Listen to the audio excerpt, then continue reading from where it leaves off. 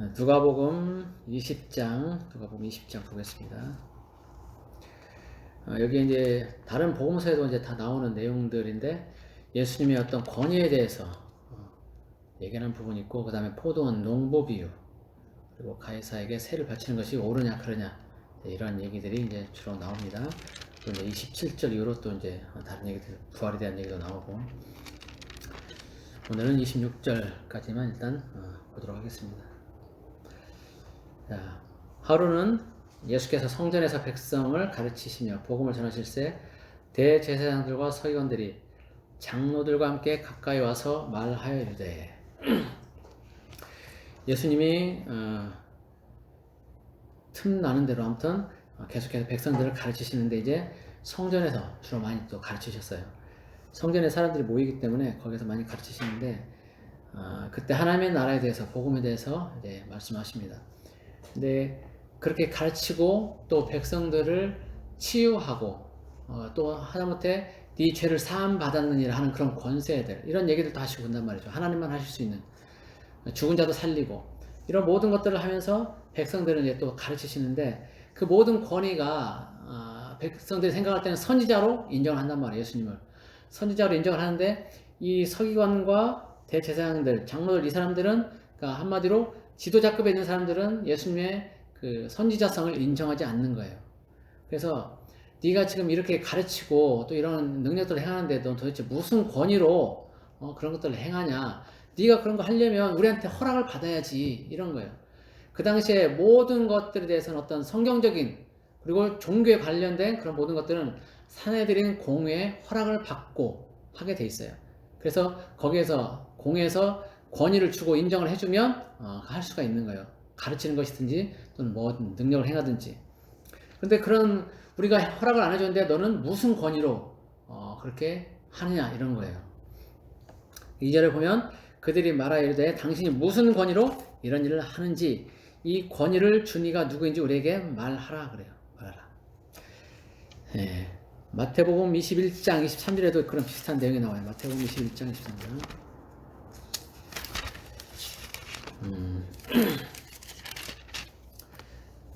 마태복음 21장 보면은 거기도 쭉 권위들이 나옵니다. 권위에 대한 얘기가 나오는데, 여기도 마찬가지로 이들이 이제 똑같이 물어봐요.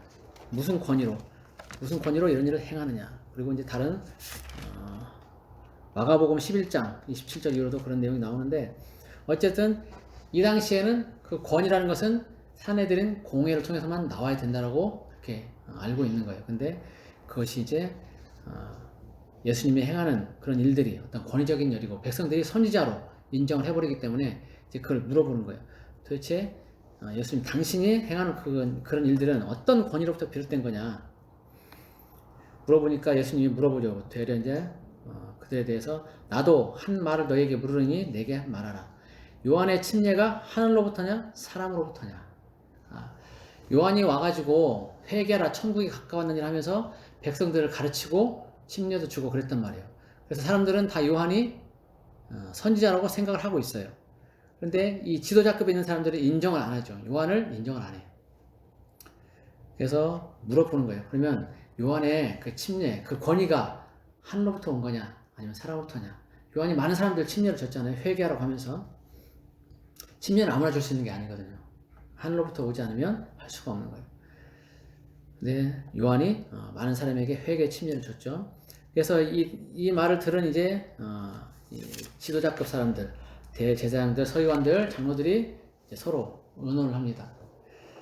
만일 하늘로부터라고, 요한의 침례가 하늘로부터 온 것이다라고 하면 문제가 되는 거예요. 왜냐하면 요한이 했던 얘기가 예수님을 가리켜서 보라, 세상 죄를 지고 가는 하나님의 어린 양이다 그랬거든요. 하나님의 아들로 인정을 하는 거예요. 하나님의 사람으로, 선지자로. 요한이 예수님을 그렇게 했단 말이에요. 그러면 만약 요한을 선지자로 인정하고 그가 가지고 있는 권위가, 그 침례가 하나님으로부터 오는 것이라고 인정을 해버리면, 그러면 예수님도 선지자로 인정을 해야 되는 꼴이 되는 거예요. 그러니까 못해. 네. 만일 하늘로부터라면 어찌하여 그는 예수님을 얘기하는 거예요. 그를. 어찌하여 그를 믿지 아니하였느냐. 그죠. 또 침례 요한 먼저 가장 먼저 침례 요한, 왜 그를 하나님으로부터 왔는데 그를 너희들이 인정하지 않았냐, 이제 이런 것이 되고, 또 그 배우로 넘어가면 예수님도 왜 인정하지 않느냐, 이제 이런 것까지 가는 거예요. 어쨌든 여기서는 표면적으로는 왜 그러면 그 침례 요한을 믿지 않았냐, 그가 선지자인데 이렇게 될 것이고, 근데 만약 사람으로부터 그것이 왔다라고 하면 백성이 요한을 선지자로 인정하니까 그들이 다 우리를 돌로 칠 것이라. 지도자급에 있는 사람들만 요한을 선지자로 인정하지 않고 백성들은 다 선지자로 인정했다는 거예요. 근데 만약 이 지도자급에 있는 사람들이 침례 요한은 선지자가 아니야 라고 말을 해버리면 백성들로부터 돌을 맞게 된다는 거예요. 죽는다는 거예요. 그러니까 이렇게도 못하고 저렇게도 못하는 거죠. 그래서 대답하되 어디로부터인지 알지 못하노라 라고 이렇게 어정쩡하게 얘기를 하는 거죠. 그러니까 예수님도 나도 무슨 권위로 이런 일을 하는지 너에게 이르지 아니하리라. 너희들이 그렇게 알고 있으면서도 답변을 그렇게 안 하냐? 그래, 그럼 나도 얘기 안 해줄게. 그러나 내 권위는 하나님께로부터 온 것이 맞다. 내가 하나님의 아들 메시아다라고 이렇게 말씀하시는 거죠. 그러면서 그 사람들에 대해서 이 서기관, 대제사장들, 바리새인들, 장로들 이런 지도자급에 있는 사람들에 대해서 예수님이 이제 비유로 꼬집어서 말씀하시는데 그게 이제 9절 이후로 나오는 그런 비유 이야기예요. 그가 또 이 비유로 백성에게 말씀하시기 시작하시니라. 예수님이 비유로 말씀하시는 거예요. 한 사람이 포도원을 만들어서 농부들에게 새로 주고 타국에 가서 오래 있다가 때가 이르매. 그런데 자, 마태복음 21장 33절 봅시다. 마태복음 21장 33절.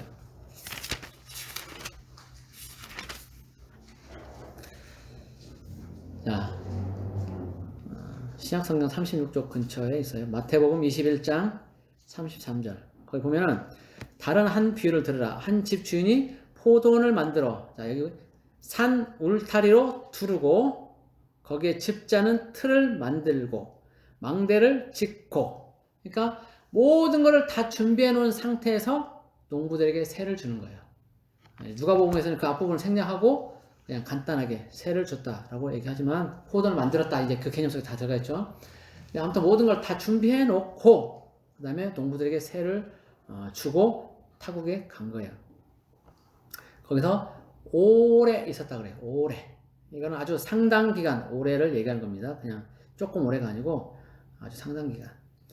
근데 이 포도를 만들고 농부들에게 세를 주었다는 것은 하나님이 이스라엘 백성들을 선택하신 것을 얘기하는 거예요. 포도를 만들었다. 이스라엘 백성들을 하나님 선택해서 그들로 하여금 이제 모든 것들, 그들에게 모든 걸 주시고 그들로 하여금 복음을 전하게끔 하나님의 말씀을 맡기신 거예요. 농부들에게 세를 주고 타국했다는 것은 복음을 맡기신 거예요. 하나님의 말씀을 이스라엘 백성들에게 맡겼다는 얘기죠. 그래서 아주 그들에게 오랜 시간 동안 기회를 충분히 주셨다는 거예요. 유대 종교 지도자들에게 이제 그들이 하나님의 뜻을 올바로 행할 수 있게끔 복음을 온전히, 말씀을 온전히 전할 수 있게끔 그렇게 오랜 시간들을 줬다, 기회를 줬다는 얘기입니다. 그래서 때가 이름에, 오래 있다가 이제 때가 이름에 포도원 소출을 얼마를 바치게 하려고 한 종을 농부들에게 보내니 농부들이 종을 몹시 때리고 거저 보내었거늘. 자, 오랜 시간 지나서 이제 너희들이 얼마만큼 복음을 전하고 나의 뜻대로 행했냐라고 이제 알아보게 선지자들을 보내는 거예요. 선지자들을 보내는데 이 종 얼마를 바치게 하려고 한 종을 농부들에게 보내니, 이 종은 선지자들을 얘기하는 겁니다. 이 농부들은 지도자급에 있는 사람들, 아까 바리새인들, 서기관, 대제사장들, 장로들 이런 사람들을 얘기하는 거예요. 그래서 보냈어요. 보냈는데 이 지도자급에 있는 사람들이 하나님의 뜻대로 행하지 않고 살았기 때문에 그 하나님이 보낸 선지자들을 곱게 대하지 않았어요. 종을 몹시 때리고 거저 보냈거늘. 실제로 구약시대 보면 선지자들이 많이 죽임을 당했어요. 지도자들에 의해서.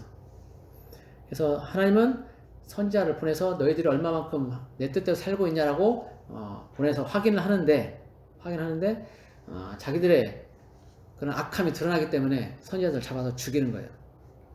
그래서 다시 다른 종을 보내니 그도 몹시 때리고 능욕하고 거저 보냈다 그래요. 그리고 또 다시 세 번째 종을 보내니 이 종도 상하게 하고 내쫓은지라.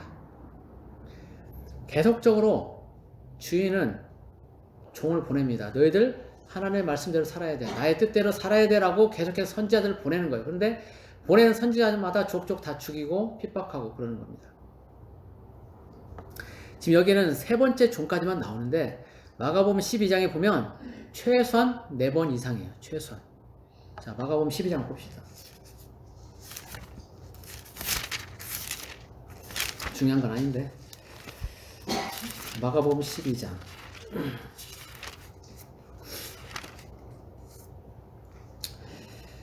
자, 12장 2절부터 보면 2절에 소출 얼마를 받으려고 한 종을 보내죠. 그러니까 종을 잡아 심히 때려 거저 보내서 4절에 다시 다른 종을 보냅니다. 거기도 머리에 상처를 내고 능욕했다. 두 번째 보냈죠. 그 다음에 5절 보면 또 다른 종을 보내니 세 번째 보내는 거죠. 그를 죽이고 또 그의 많은 종들도 더러는 때리고 더러는 죽인지라. 세 번째 보내고 난 뒤에 그 뒤에 또 그 외에 많은 종들도 더러는 때리고 죽인지라.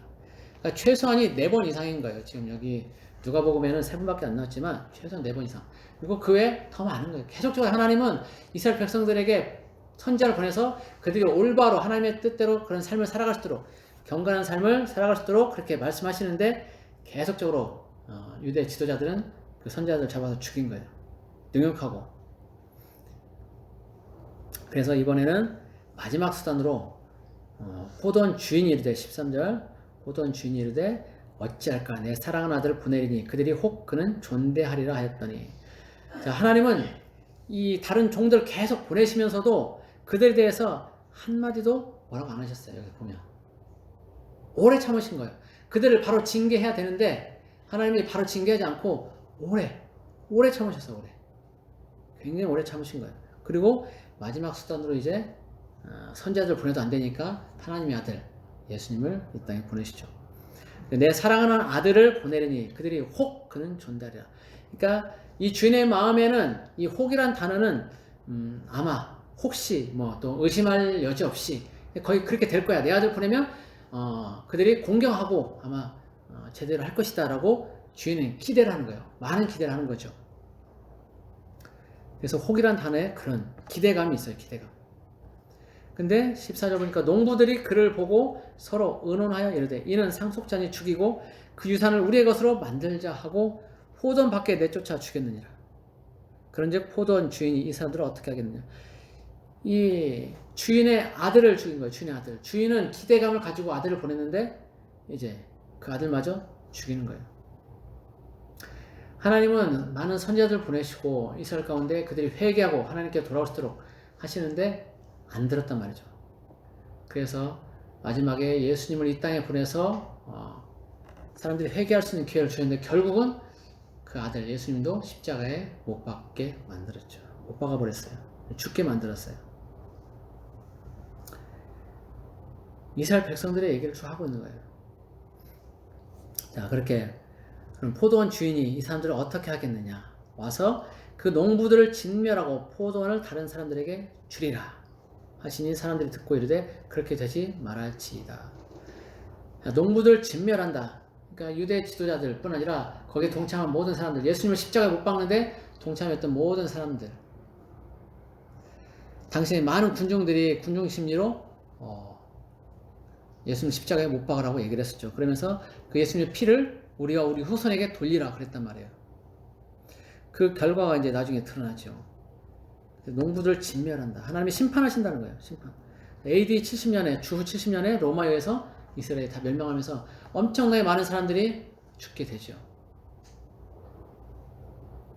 그리고 그 포도원을 다른 사람들에게 준다는 거예요.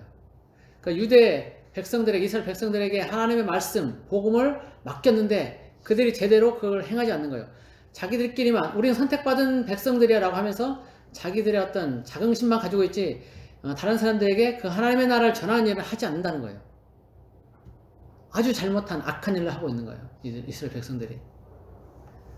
쓸데없는 그런 어떤 선택된 백성이라는 그런 자만심만 가지고 있어서 하나님의 말씀을 다른 이방인들에게 다른 나라에 전하는 것을 하지 않았단 말이죠. 복음을 전하지 않았어요.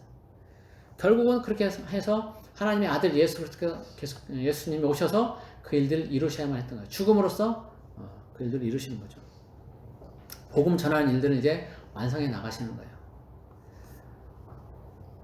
어쨌든 그 과정 속에서 이스라엘 백성들이 말씀을 맡았던, 복음을 맡았던 이스라엘 백성들이 거절했기 때문에, 끝까지 거절했기 때문에 예수님을 죽이는, 아들을 죽이는 그 정도까지 복음을 거절했기 때문에 이제는 이방인을 들어서 이제 복음을 전하게 하시는 거예요.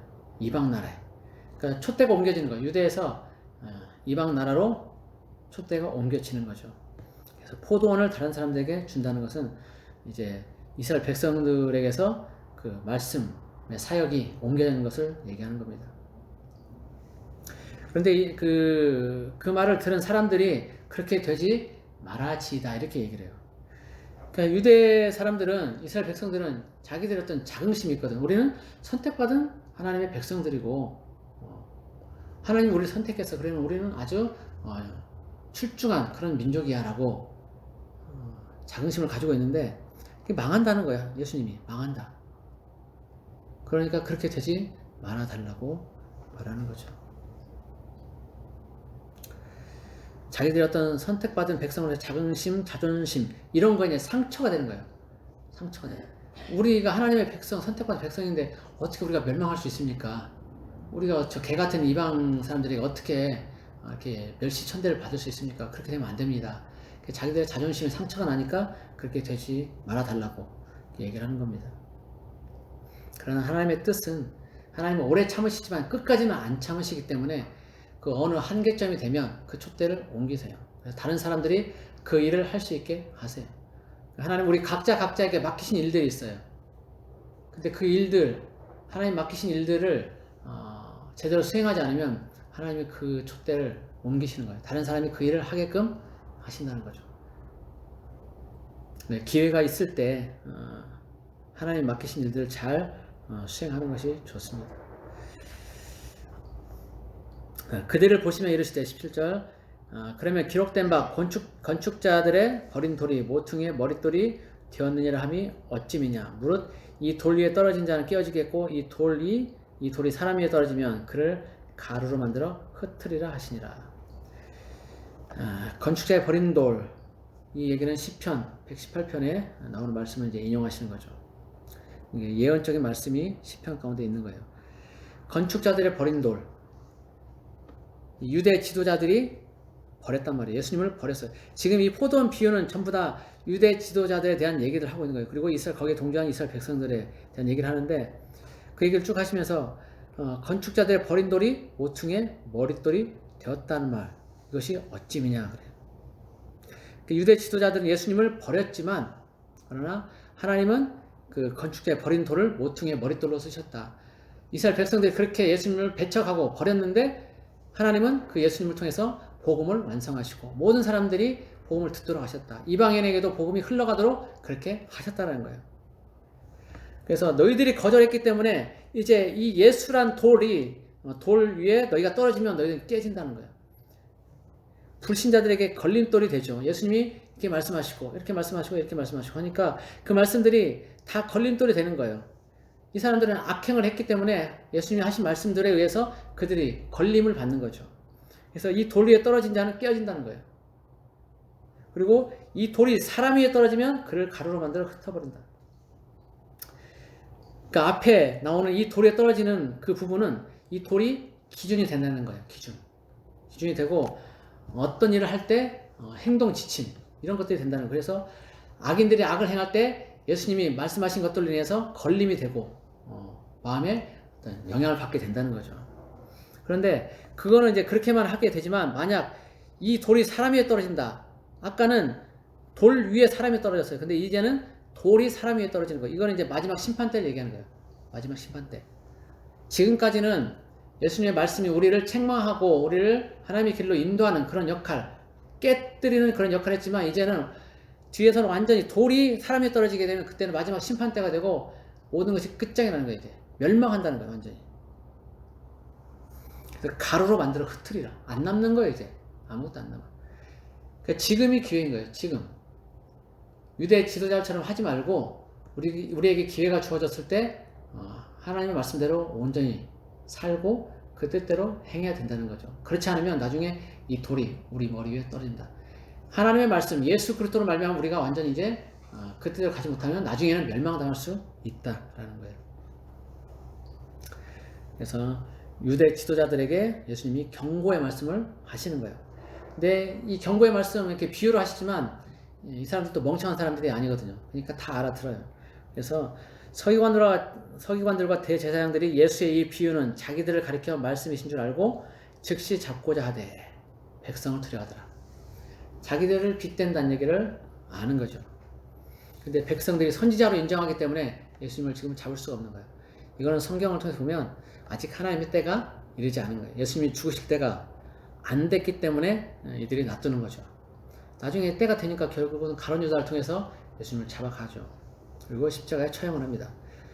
아직은 하나님의 때가 안 된 거예요. 그리고 예수님을 이제 어떻게든 올무에 걸리게 하려고 계속적인 공작을 또 펴니다. 이에 그들이 엿보다가 예수를 총독의 다스림과 권세 아래 넘기려 하여 정탐들을 보내어 그들로 스스로 의인인 체 하며 예수의 말을 책잡게 하니. 자, 자기들이 죽이게 되면 백성들로부터 원성을 사게 돼요.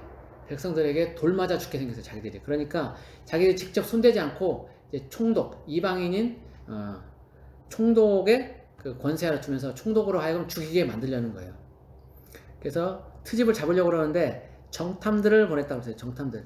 마태복음 22장 16절 이후로 보면 이 정탐들이 누구인지가 나와 있어요. 거기에는 바리새인의 제자들과 헤롯 당원 이렇게 돼 있어요. 바리새인의 제자들과 헤롯 당원이 함께 이제 예수님의 말씀을 책잡으려고 질문을 하게 되는 거예요. 그런데 이 두 사람들, 두 종류는 바리새인들은 말씀대로 그야말로 자기들은 성경대로 살아가려고 하는 그런 사람들이고 또 로마로부터 독립하기를 원하는 그런 사람들이에요. 근데 헤롯 당원은 이 로마에 붙어서 로마의 정권에 빌붙어서 이렇게 사는 사람들이에요. 그러니까 유대인인데도 불구하고 매국노가 되는 거죠. 이들은 헤롯 당원이라는 것은 헤롯에게 붙어서 사는 사람들. 그러니까 이들은 서로 가까워질 수가 없는 거예요. 서로 원수지간이 사실은 원수지간인데 이들이 지금 한 팀이 돼서 움직이는 거예요. 한 팀이 돼서. 그러니까 헤롯 당원이지만 이 사람들도 다 이스라엘 사람들이기 때문에 예수님을 싫어하는 거예요. 한 팀으로 이제 묶이는 거죠. 공동의 적이 있고 공동의 목표가 생기면 원수들도 하나가 되는 거예요. 그래서 이 사람들도 지금 서로 평소에는 안 좋은 사이지만 하나의 목표, 예수님을 죽이고자 하는 그런 목표를 가지고 하기 때문에 이제 한 마음으로 하나로 손잡고 일을 하게 되는 겁니다. 그래서 그 정탐들을 보내서 스스로 의인인 차며 예수님의 말을 책잡게 하는데 질문을 하죠. 선생님이여, 우리가 아노니 당신은 바로 말씀하시고 가르치시며 사람을 외모로 취하지 아니하시고 오직 진리로서 하나님의 도를 가르치시나이다. 사실은 이렇게 생각 안 한다는 거예요. 근데 이렇게 의인인 채 하며 이렇게 예수님을 지켜 세우는 거죠. 그러면서 올무를 하나 딱 던져 놓습니다. 우리가 가이사에게 세금을 바쳐야 할까요? 말아야 할까요? 아주 간사하죠. 예수께서 그 관계를 하시고 데나리온 하나를 내게 보이라. 누구의 형상과 글이 여기 있느냐 대답하되 가이사의 것이니이다. 이르시되 그런즉 가이사의 것은 가이사에게 하나님의 것은 하나님께 바치라 하시니 그들이 백성 앞에서 그의 말을 등이 책잡지 못하고 그의 대답을 놀랍게 여겨 침묵하니라. 예수님이 가이사에게 세금을 바쳐라 그랬으면 무슨 문제가 생겨요? 매국노가 되는 거야. 매국노.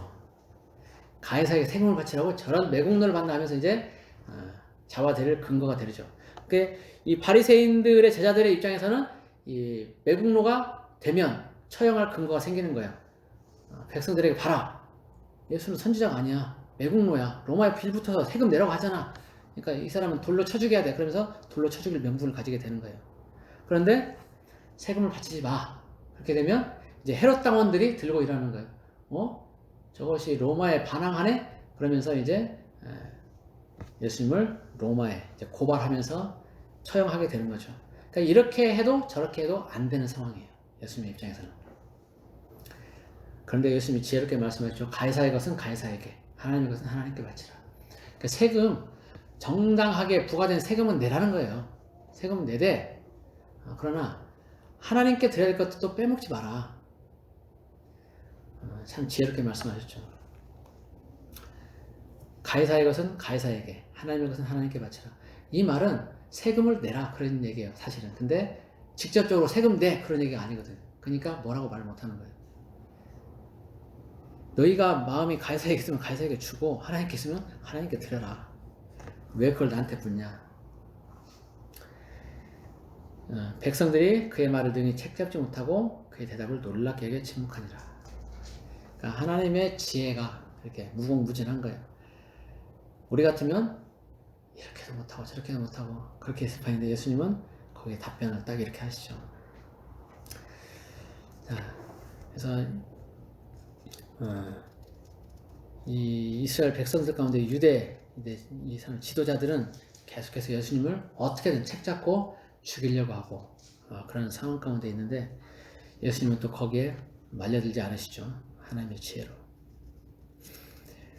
우리가 알아야 될 것은 하나님이 우리를 오래도록 참고 기다리신다는 거예요. 이 농부, 포도 농부의 비유를 보면 계속적으로 오래오래 참고 기다리세요. 우리가 어떤 상황 가운데 있더라도 어떤 악한 일을 하더라도 하나님에게서 벗어나는 어떤 일들 하더라도 하나님은 즉시로 책망하지 않고 기다려주세요. 여기 다른 종들을 책망 안 하고 뭐라고 안 하고 벌 안 내리고 계속 다른 종을 보내시는 것처럼 지금도 계속적으로 우리에게 오래 참고 기다리세요. 그리고 우리가 하나님께로 돌이킬 수 있도록 올바른 그 길을 갈 수 있도록 그렇게 날마다 노심초사하면서 기다리고 계세요. 그래서 매일매일의 삶 중에 혹시 하나님을 내가 떠난 하나님으로부터 멀어진 그런 상황들이 있다면 그날 바로 잡고 하나님께 나아가서 하나님 편에 늘 붙어있는 우리 아침에 설교에도 그랬죠. 포도나무 그 가지에 붙어 있어야 된다고. 접붙임을 받았으면 또 붙어 있어야 되고 열매를 맺어야 되고 그런 것처럼 날마다 우리는 하나님께 붙어 있어야 되는 줄 압니다. 그래서 매일매일 살면서 주님이 원하시는 그 열매들을 잘 맺을 수 있기를 예수님의 이름으로 축복합니다. 기도하겠습니다. 고마우신 하나님 아버지, 우리는 하나님을 때로는 멀리하고 알아서든 몰라서든 멀리하며 하나님의 뜻을 행하지 못할 때가 많습니다. 그러나 하나님은 여전히 우리를 향한 사랑을 가지고 계시고 우리로 하여금 돌이켜서 하나님께로 다시 나오기를 원하십니다. 그 오래 참으시면 우리가 반응하기를 원합니다. 하나님의 마음을 우리가 알기 원합니다. 무엇이 정말 하나님의 뜻인지 바로 깨닫고 우리가 나아가기 원합니다. 하나님 우리에게 그 예수 그리스도의 지혜를 부어 주시옵소서. 그래서 올바로 성경을 알고 하나님을 알고 하나님의 뜻을 알아서 행할 수 있게 하여 주옵소서. 주님께서 매일매일의 삶 가운데 우리의 길을 인도하실 줄 믿고 감사하며 예수 그리스도의 이름으로 기도드립니다. 아멘.